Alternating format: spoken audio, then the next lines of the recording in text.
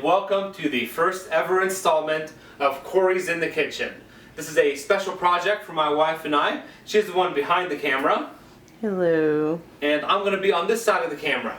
So, this is a chance for us to share some of our family's favorite recipes with the rest of the world.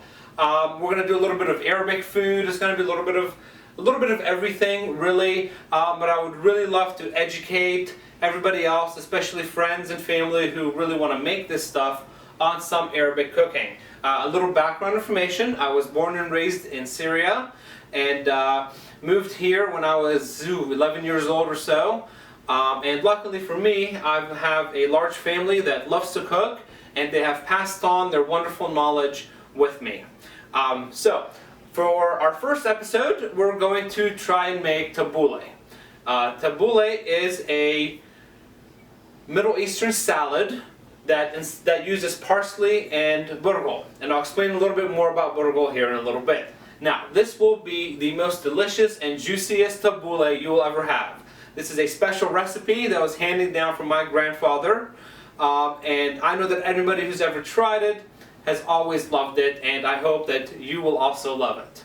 Parsley, most people already know what that is, widely available around here. Burghul is the other ingredient that many people don't know what it is. Other people pronounce it burghul or burghul wheat or burghul cracked wheat. What it is basically it's a type of cracked wheat. The main difference between cracked wheat and burghul is that before cutting, burghul is pre-boiled or pre-steamed, and then it's cut. Burghul comes in basically 4 different varieties: number 1, number 2, number 3, and number 4. And all the numbers correlate to is the fineness or the coarseness of the burghul, with number 1 being the most fine and number 4 being the most coarse. Different foods require a different coarseness of the burghul. For tabbouleh, we're going to use the finest of them all, number 1 burghul. If you're in a small town like we are here, sometimes it can be hard to find or hard to come by. And so I actually had to order mine online, but I can always travel to other places and get it. Like a World Market, a lot of health food stores lately have started carrying them. Some traditional grocery stores have also started carrying it. It really depends on your location. So what do we need to make tabbouleh? Well, like I said, it is a parsley salad. So we're going to first need 2 bunches of parsley. Right here they are. We're also going to need 1 cucumber, 1 bunch of green onions, 4 ripe tomatoes.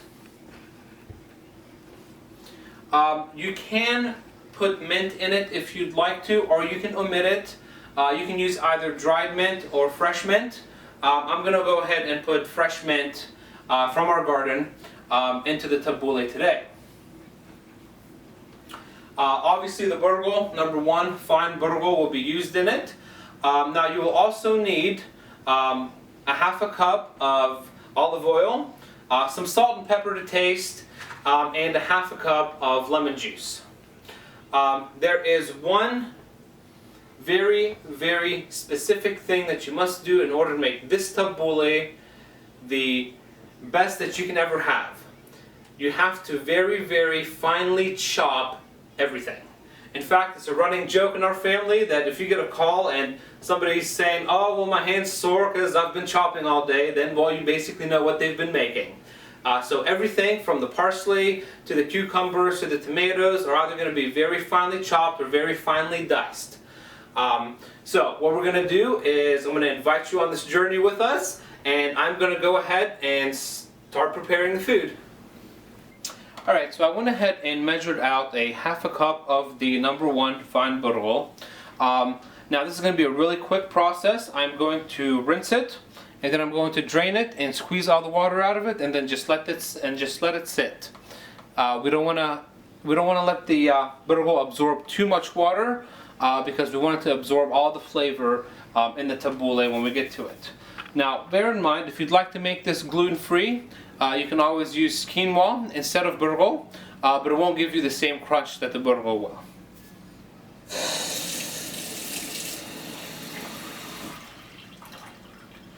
Alright, so just kind of fill it with water, swish it around so it rinses fairly well.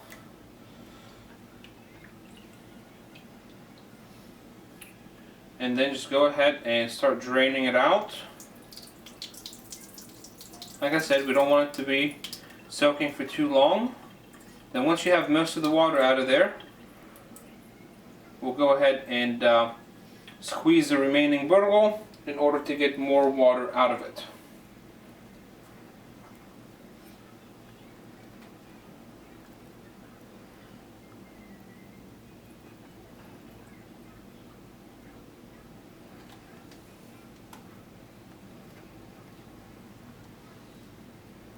Alright, once all the water's out, we're going to go ahead and just set it aside for now as we wait to start chopping up everything else. And so, I'm going to go ahead and start with the green onions. I'm going to go ahead and rinse it out, and then we'll start chopping.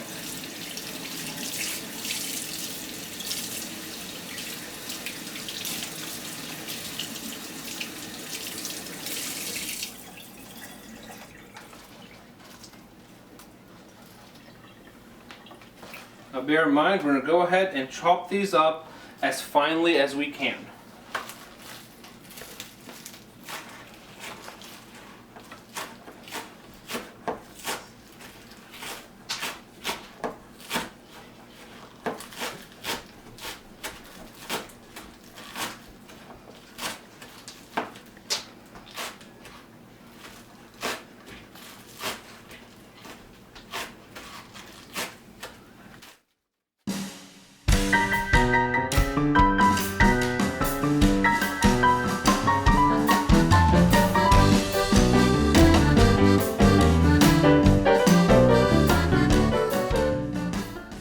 So, through a little YouTube magic, we managed to fast forward the process for you a little bit. Once you have your green onions completely and utterly finely chopped, we're going to go ahead and just add them straight into the bowl.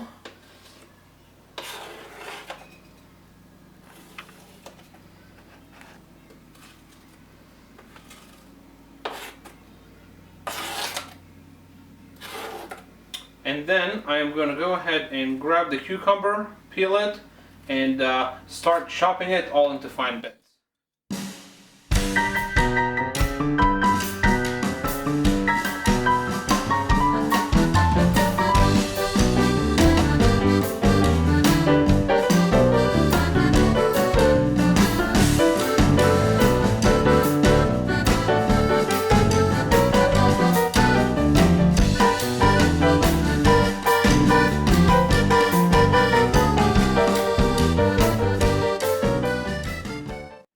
Once you finally chopped your cucumbers, go ahead and add them to the bowl as well. We're going to do the tomatoes next. You want to do your parsley absolutely last.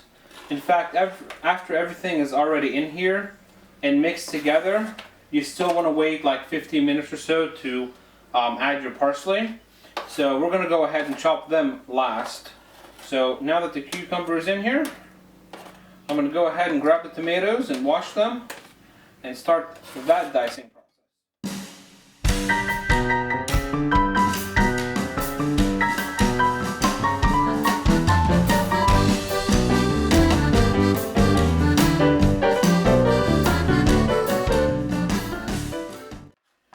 Alright, I'm going to add some of this tomato in here. Now I've been chopping and adding tomatoes for the past little bit, but thanks to internet magic, we can make the process a little bit faster for you. By the way, the burgle is still just sitting there. No need to worry about it right now. I'll just continue dicing.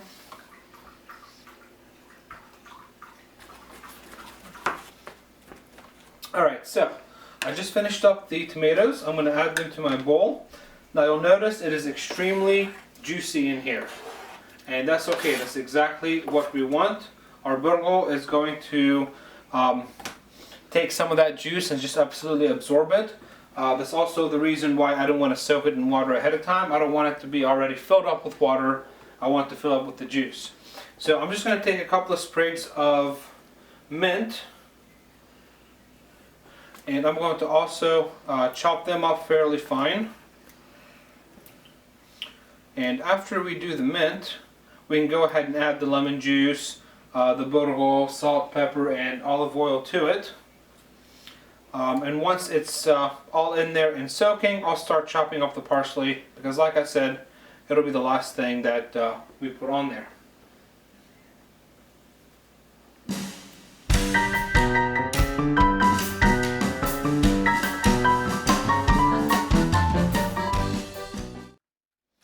Alright, so once we're done finally chopping this mint, now the mint's going to give it a wonderful freshness and wonderful coolness to it, which would be also a lot of fun. So I'm going to add this mint in here, and I'm going to follow it with a half a cup of lemon juice,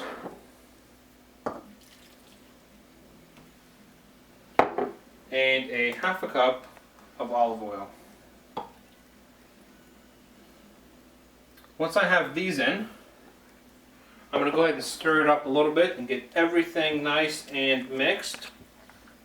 It is, again, extremely juicy in here, and that's going to be great for when we add the burgo. It's going to just absorb that up. So we're going to go ahead and put in a little bit of salt and pepper. Just a couple of pinches. And then after we taste it, we can add some more if it needs it.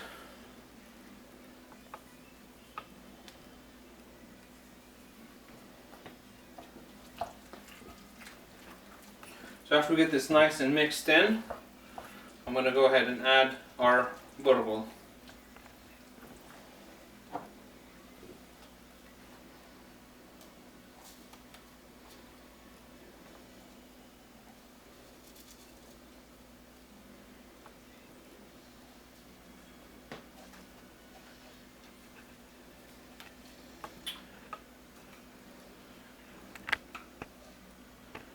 And with us not soaking it, it should soak up all of those juices.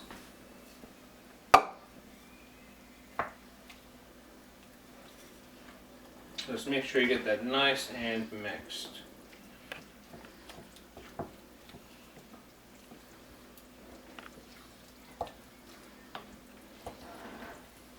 So we want this to sit for approximately 15 minutes, which would give us just enough time to chop up our parsley.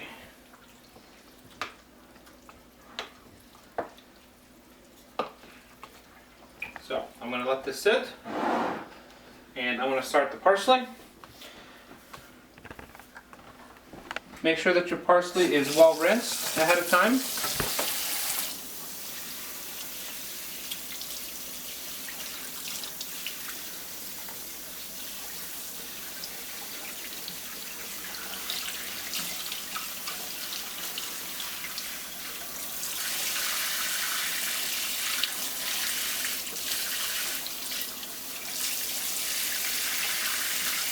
And just go ahead and wring out any excess water in there. We'll try to get it as dry as we can.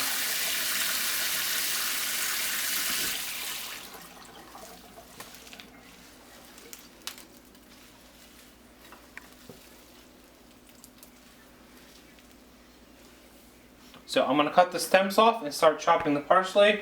Different people do it different ways. I like to hold it in my hand and chop it, and then take the excess and chop it on the cutting board before I add it. But however way you feel comfortable chopping, go ahead and do that.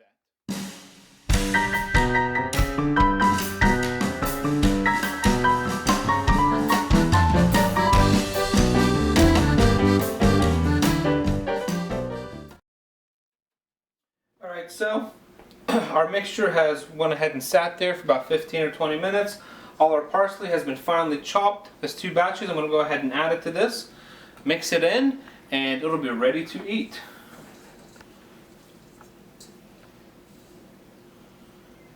In hindsight, I probably should have gotten a bigger bowl for it. So hopefully that won't go everywhere.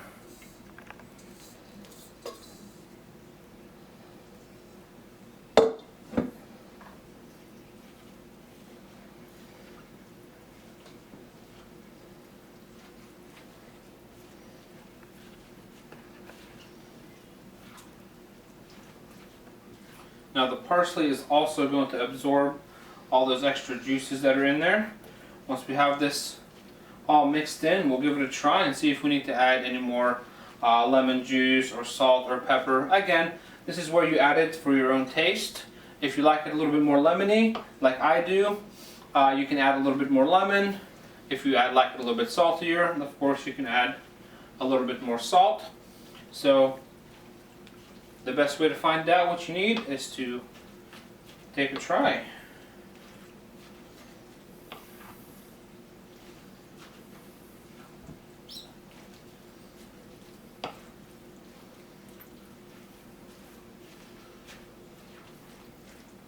Alright, so we have finished our tabbouleh.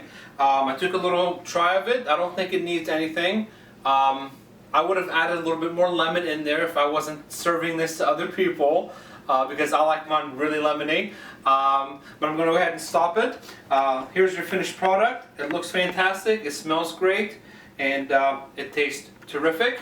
So if you like this, I will be back next week with another installment of Corey's in the Kitchen. And it'll be a surprise. I'm not sure what I'm going to make for next week yet.